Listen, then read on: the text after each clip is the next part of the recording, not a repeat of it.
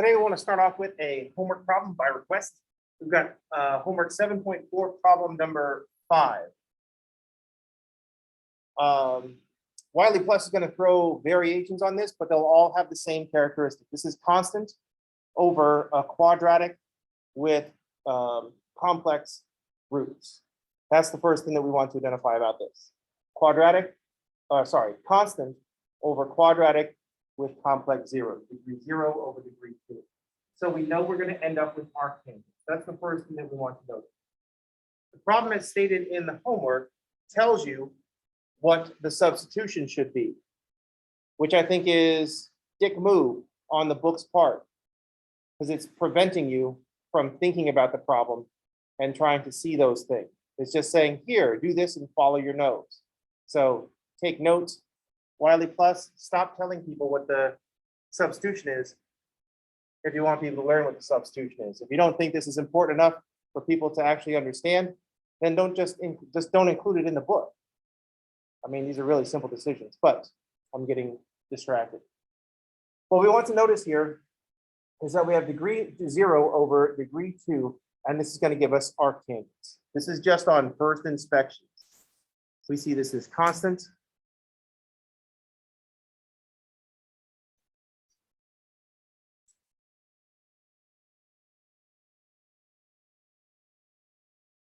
Because we got degree 0, we have constant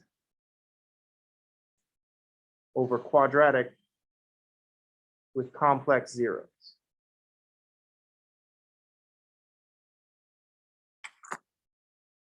So knowing what's supposed to happen is important.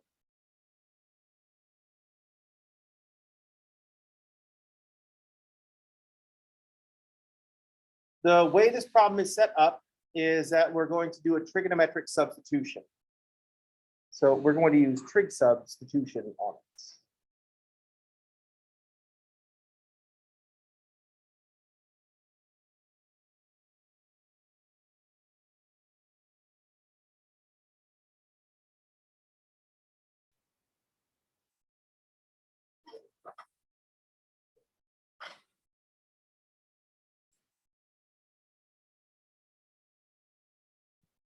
But the request for the substitution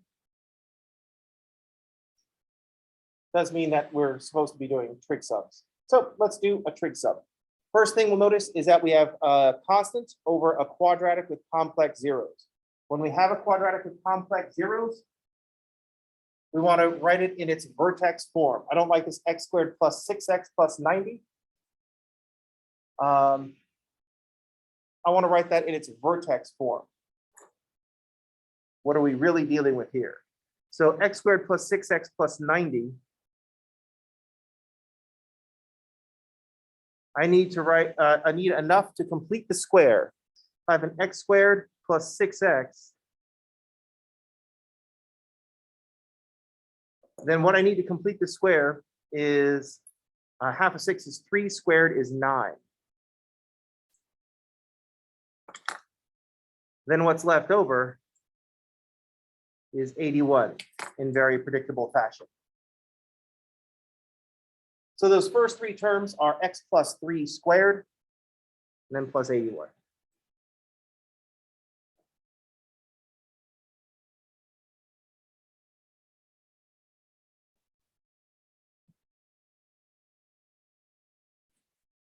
If you have a quadratic denominator, want to know what its roots are, write it in its vertex form.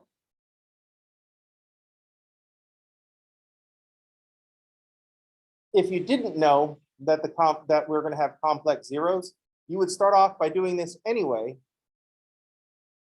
If the 81 is negative, then you know you're going to have real zeros. If the 81 is positive, then you know you're going to have complex zeros. So this is something squared plus 81. So this is going to be a tangent case. And the thing that's being squared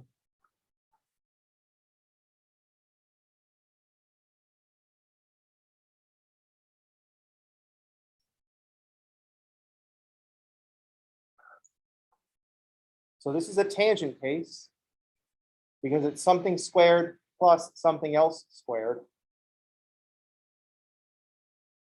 And in the tangent, and a is equal to 9 in this case, and the tangent case says x should be 9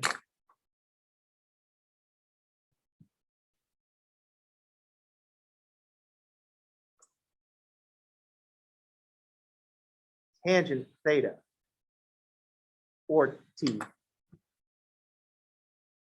But notice that what we have here is not just x squared. X plus 3 is being squared. That's the part that we're going to make 9 tangent theta.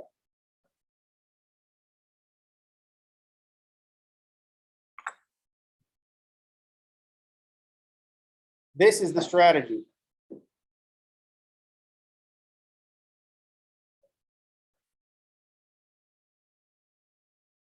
So we identify this as tangent case because the denominator is quadratic with complex zeros.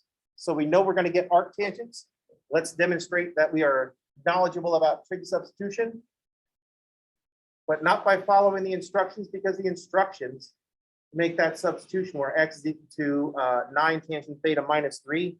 That's a terrible idea. I don't want to plug 9 tangent theta minus 3 into this quadratic. That is a bonkers idea in this situation. We want to recognize that we're doing a trig substitution and know what trig substitution is about. What is the goal of trig substitution? It's to take this, the x squared plus a squared, and then turn that into tangent squared plus 1, so it looks like secant squared. That is the point of doing the trig substitution. That is the maneuver that has to happen. I don't want to plug tangent minus 3 into a quadratic where I have to multiply some shit out, distribute the 6, gather like terms. Crazy. A lot of stuff's going to cancel out, but still, crazy idea. We know where we're headed. You don't need to tell us what the substitution is, Wiley Plus, because you're trying to teach us to read, not just follow steps. That makes sense?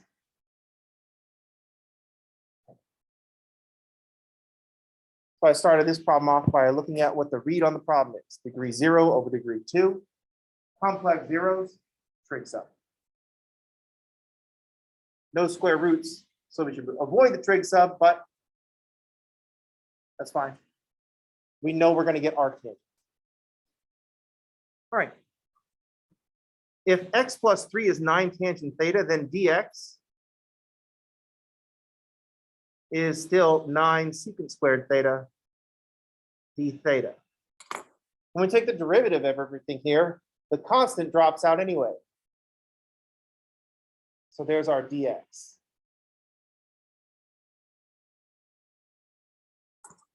Now our integral says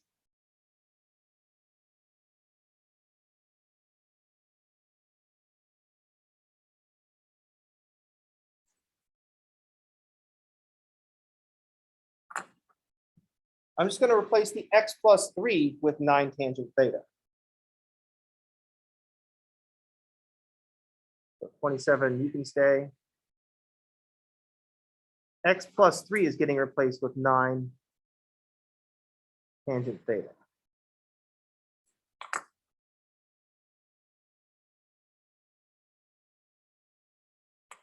You got to put the dx in there as well.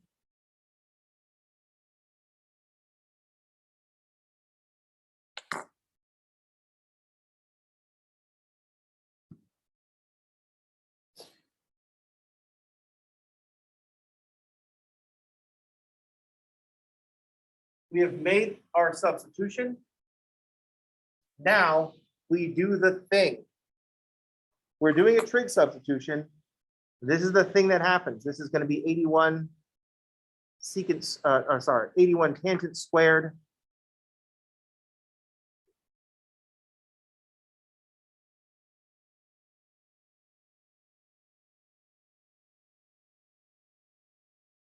Which is just going to be 81 secant squared theta.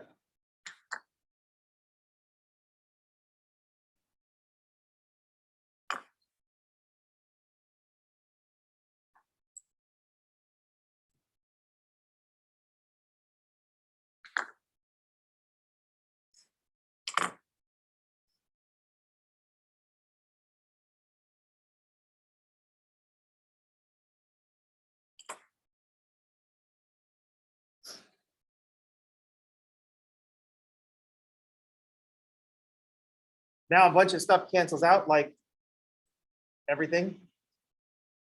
We got 27 times 9 over 81. That cancels out. The secant squareds cancel out. Our integral is 1 e theta.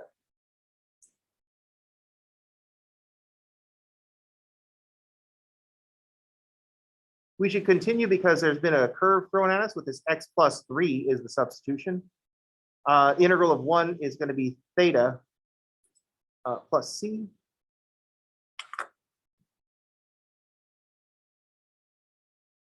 Now I just need to solve for theta. I've already written it as x plus 3 is equal to 9 tangent theta. So we'll just divide by 9 and find the tangent inverse. So undoing this, theta is tangent inverse of x plus 3 over 9.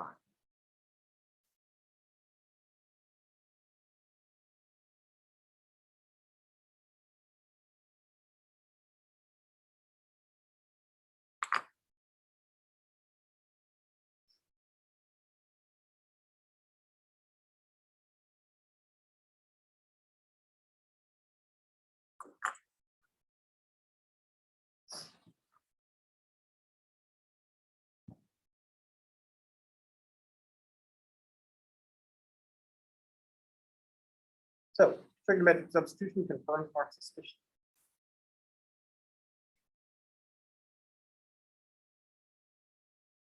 The original suggestion in this problem should get us to the same spot. If we look at this, if we make the substitution,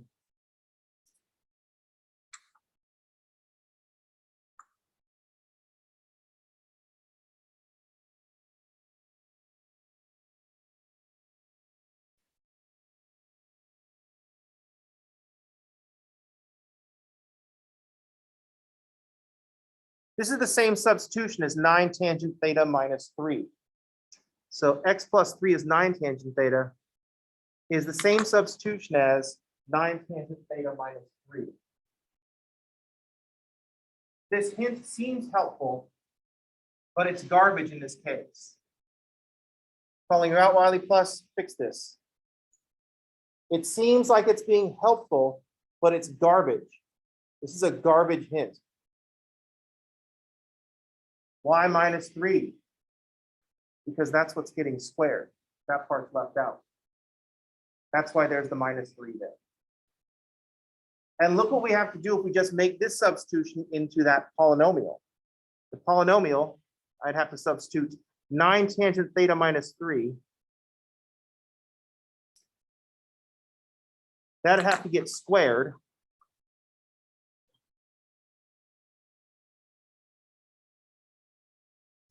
I'd have plus 6 times another copy of 9 tangent theta minus 3.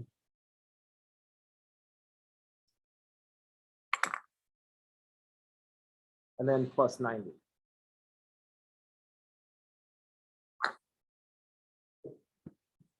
This is all the stuff that we have to do. So not only do we have to do an excessive amount of algebra, we've also just got to look at the substitution that we're handed and say, oh, I guess that's what I'm doing.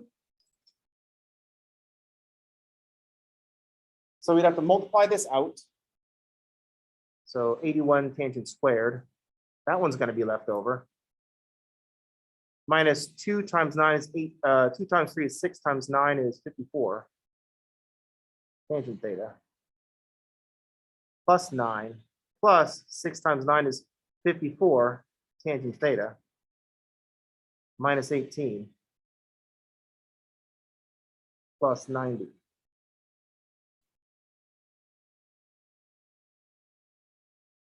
And so we're finally left with 81 tangent squared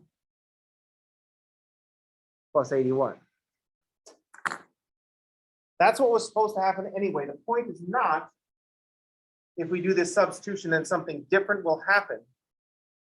The point is doing this substitution, being told what the substitution is, ruins the problem. The decision-making in this problem happened at the beginning. Degree 0 over quadratic with complex zeros. I'm going to have to complete the square. That's one of our strategies for integrating rational functions. Complete the square. so that you can read what the case is. The case is x squared plus a squared, x squared minus a squared, or a squared minus x squared. Any questions?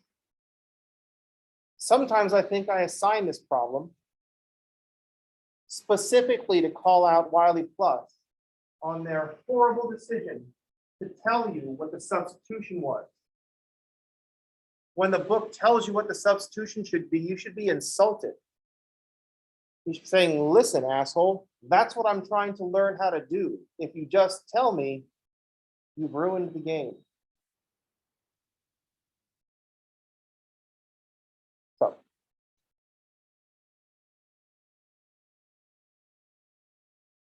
Also, no one from Wiley Plus is going to find out that I've been hacking on him because I just recorded it in my video and no one watches the videos.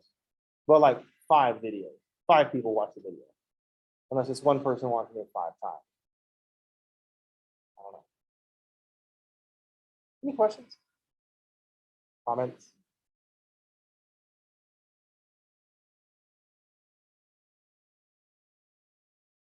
So that's what's going on in that problem. The important part happens at the beginning, seeing this rational function, seeing a constant over a quadratic with complex zeros, and recognizing that that quadratic has complex zeros in the first place. If you're not sure if the quadratic has complex zeros, just complete the square, because if it has complex zeros, that's where you want to go anyway. So that's the good news. If you become proficient at completing the square, then it'll be easier to determine when we have complex zeros. And so that would help us look at this original and go right to the end. To be able to look at this integral, say, oh, I see what's going on here. There's an x plus 3, and a is going to be 81.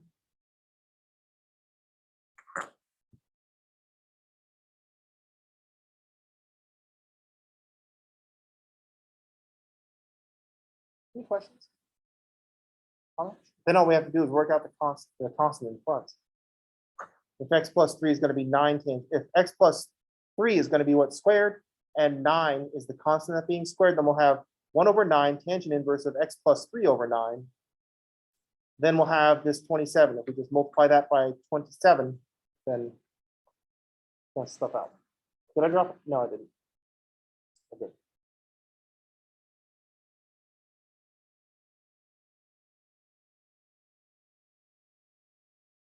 Any questions? Comments? Snide remarks? How's everybody okay? Everybody looks so very sad today.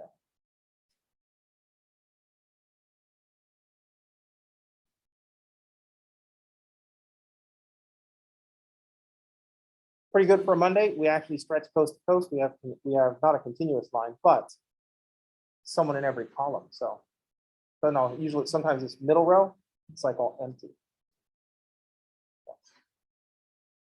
Some days you stretch all the way across. I don't know why I noticed that. I just do.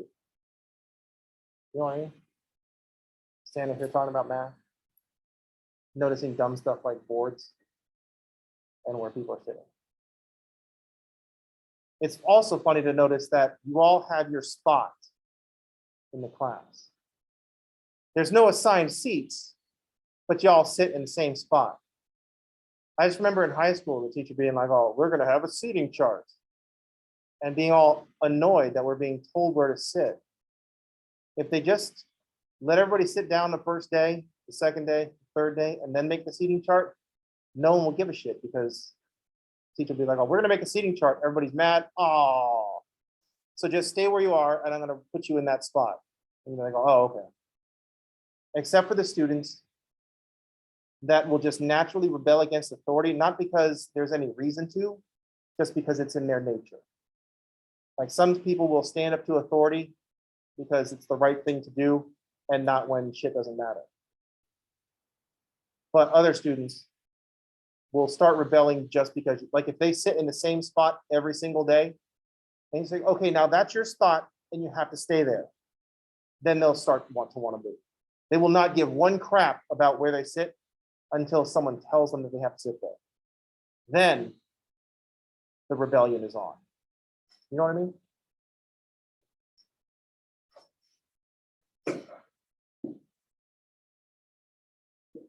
Most teachers don't understand, and then the student will sit in the wrong spot. And then the teacher makes the ultimate teacher mistake. They just get mad. Meanwhile, it's just a teenager being a teenager. I mean, you shouldn't be surprised by any of the dumb stuff that people do when they're in high school, because teenagers gonna teenager. That's it. And the teacher gets all mad. When the answer is just move them to that seat. Just erase their name off the old one, write them in a new spot, take that one kid, put them back over here. South Park gets some things right. Not everything. South Park just really nails some things. Any questions? Especially funny after I completely get annoyed because they told me what I was supposed to do on this problem. Which is really weird because I wasn't that kid in high school. If the teacher said sit there, I'd probably be like, all right. If the teacher said sit there, I would be supremely annoyed. Anywhere in the front row? No. If you let me pick my seats, it'll be back in that corner. Not all the way back in the corner, one row up from the back row, corner opposite the entry door. I don't know why. If the doors are on that side, I'd be on that side of the room. If there were doors on both sides, I'd really be stuck. I don't think I've ever been in one of those classrooms, so I was never able to test this theory. And I'm aware of it now, so the experiment is kind of ruined. But if there were doors on both sides, would I go for equilibrium and sit in the middle? Would the repelling effect of the door cancel out? Then what if one side was a regular door, the other side double doors? Do the double doors have extra, so I should sit a third of the way in from the single door?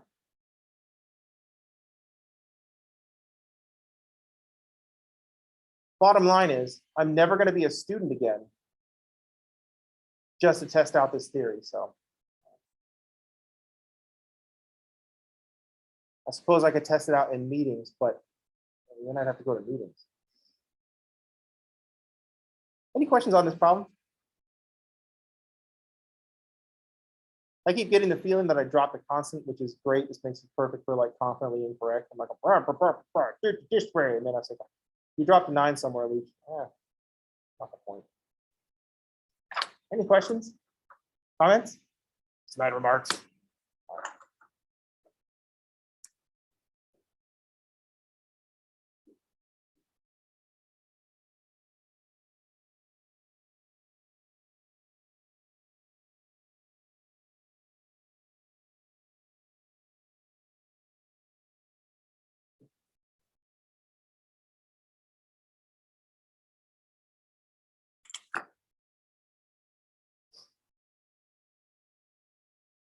I know we've only got one this week, and then next week is spring break. If my calculations are correct.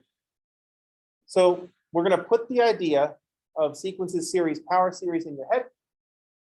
Then we're just going to let it sit there for a minute. I'm not going to have you write a paper over spring break. First and foremost, it happens. Spring just says it happens in spring. Break indicates it should be a fucking break. If you're assigning homework and extra work over spring break, you're doing it wrong. That's not what a break is. You know what I mean? If students want to choose to work during the break, that's their prerogative. We'll probably think they're good Americans. It's like, oh, why would you want to have vacation when you could work instead? And Americans like, oh, yeah, that sounds good. I want to work. Oh, excuse me. If I take my computer on vacation, will it simultaneously ruin the vacation and destroy my soul? Yes, then I will do that. Oh, hang on a second. Will I get paid extra? So little that it won't make a difference, but it is positive. Yes. Well, then I'll do it then. Perfect. You know what I mean?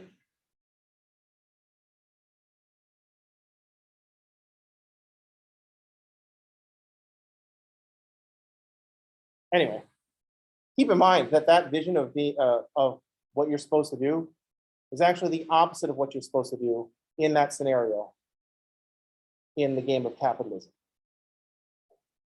You should put as little effort into your work as you could possibly get away with. Still get your job done. Don't be annoying to your coworkers, but do as little as possible. Because this is what you have control over in the capitalism game. The company's going to ask you to be at a certain time, although that's going away, thankfully. The company's going to decide how to pay you, which is necessarily less than your work is worth. No company that's out there to make a profit could possibly pay you what you're worth because they're out there to make money. They have to make the money by not paying you for your work. So you don't get to determine that. The one thing that you have control over is how much effort you put into it. If you can get all your work done in an hour, then you just need to make it look like you're sitting there. Or if your company understands how humans work, they can just say, work from home, get your work done in an hour, and then just take the rest of the day to, like, I don't know. You know what I mean?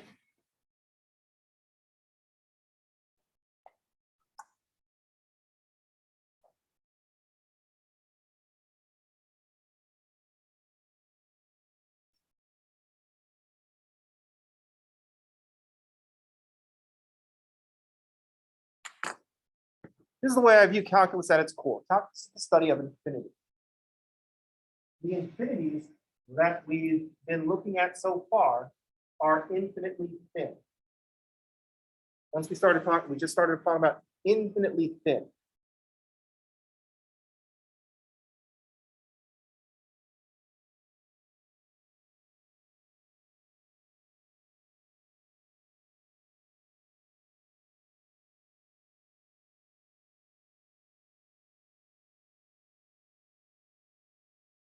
Is there an E in infinitely? There's no E in infinitely, is there? Or is there? There's certain words that, no, that looks terrible.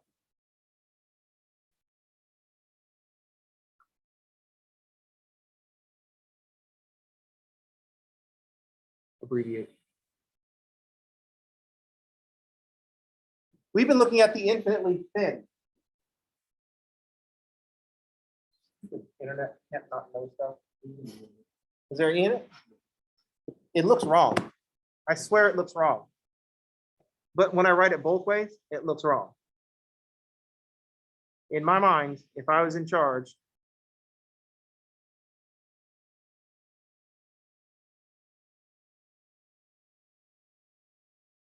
that looks wrong to me. But it also looks wrong when I write it the other way, because it's actually wrong. They both look awful. I hate this language that I've been saddled with my whole life, but not enough to make the effort to go learn another one. Go Gen X. So what do we got? We've been looking at the infinitely thin. Let's get rid of the actual wrong one and just stick with the one that looks like it's wrong. What we've been doing was cramming an infinite number of rectangles into a finite space. So in between these two walls, we're cramming an infinite number of rectangles.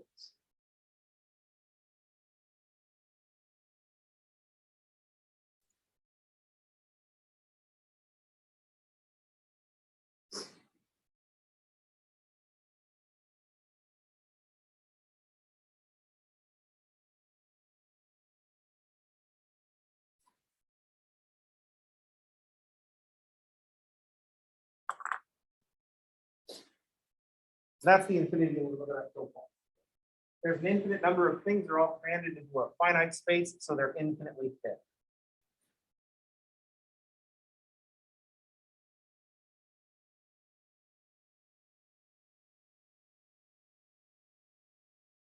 This is our continuous infinity.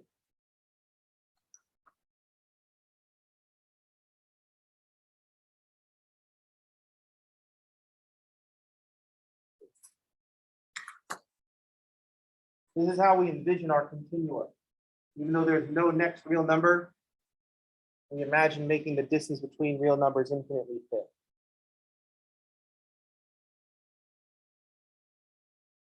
What we're going to do now is look at a discrete style infinity. If one is continuous, then the next one is going to be discrete. So if we have a discrete style,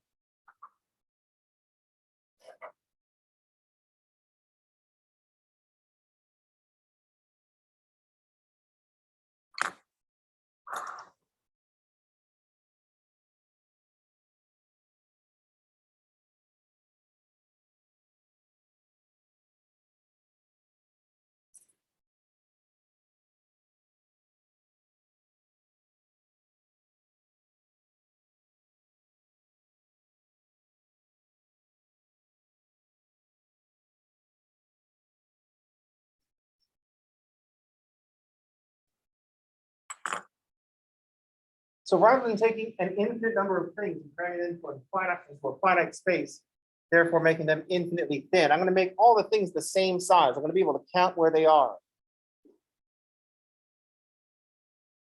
But then I'm going to have an infinite space. So finite space, infinitely thin, same size, infinitely thin. So what we'll be looking at is a sum. I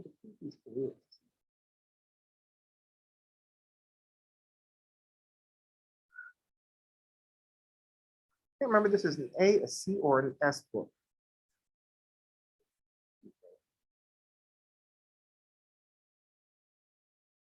So I'm creating a countable list. This is not a continuous thing because I can point to individual ones. There's a next thing, A1, A2, A3.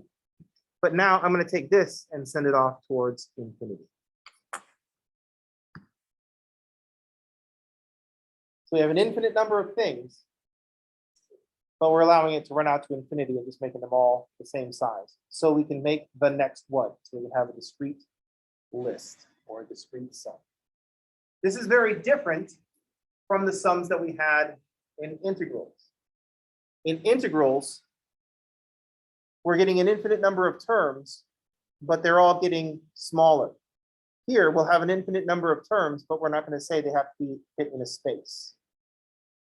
So, continuous style and discrete style infinities. Any questions? Now, this doesn't help you do problems. I'm not even sure, but this helps you understand things now. This is where you're aiming for later when you look at things. This is the lens through which you want to look at things. Think of calculus as the study of infinity. Think of the two different infinities that we're going to look at. So looking back, oh, okay. Now I see what Luke is babbling on that one day.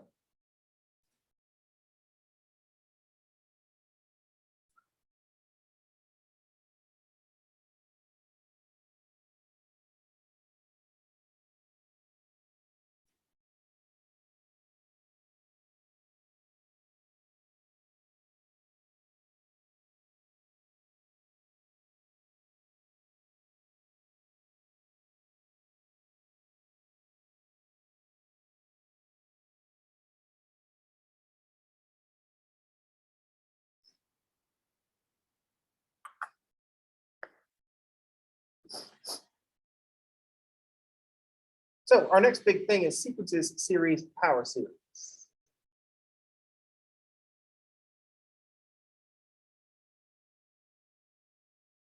Chapter 9, for those of you following in the book.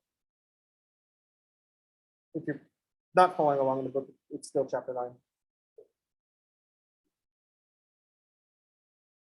This is the way we list them in a book because books have to make sense from front to back. You can't do books like a Quentin Tarantino movie and flashbacks and stuff like that. However, class, this is a movie. And we do want to look at things in context. We don't just want to build up from the bottom all the time. But let's talk about what each of these things is. A sequence is a list.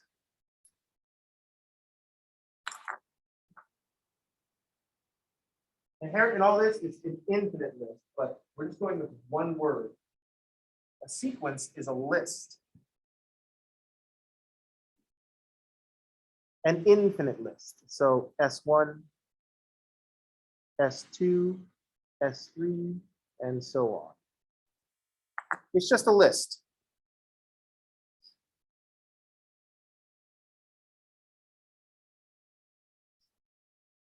A series is a sum.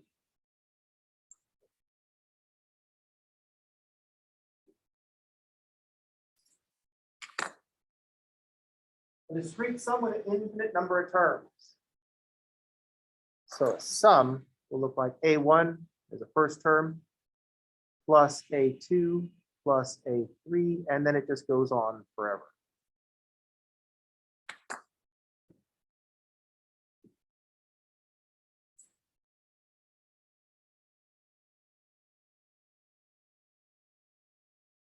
A power series is a function.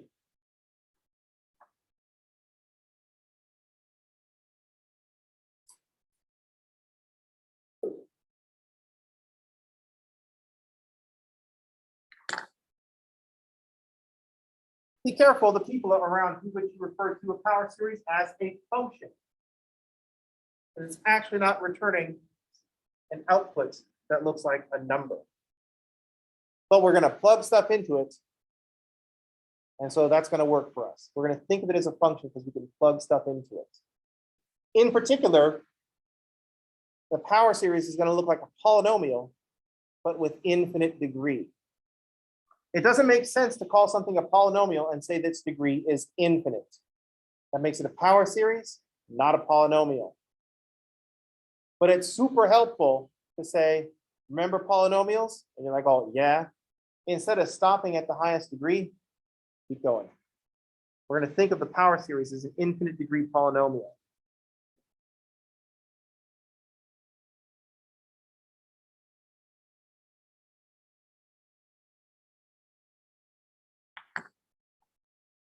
The reason I refer to it as a function is I like to think of these as the one-word definitions of sequences, series, power series. List, sum, function. It's not a good one word if I'm not calling it an infinite degree polynomial. But it works in German. That would be kind of awesome because German just makes a compound word. Instead of using two words, it just cram two words together. It's a great system. But a power series will look like an infinite degree polynomial. So there'll be a variable in it.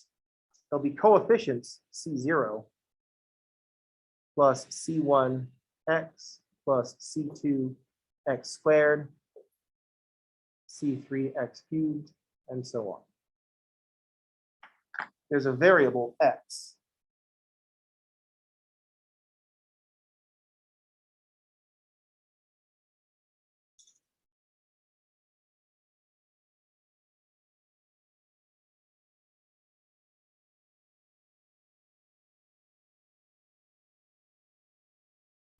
These are the three things that we'll be looking at: sequences, series, power series.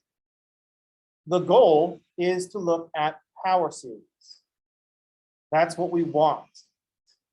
Sequences and series are things that we need to understand so that we can talk about power series. We want to think of power series as being the thing that we care about, sequences and series being the things that we have to understand so that we can have a conversation about power series. That makes sense? Kind of like think of that as the point. Another way to think about it is you learn what numbers are and what they represent. Less about just understanding what the numbers represent. But we need to understand what they represent so that we can learn how to perform operations on them. Because that's what we really care about. Not just describing stuff, but trying to figure out how the world works. All right, this is where we'll pick up tomorrow. Sequences, series, power series. The first thing I'm going to be writing on the page tomorrow is exactly this. list some function. All right, that's it for today. I'll see y'all on tomorrow. Everybody have a good day and thanks for playing.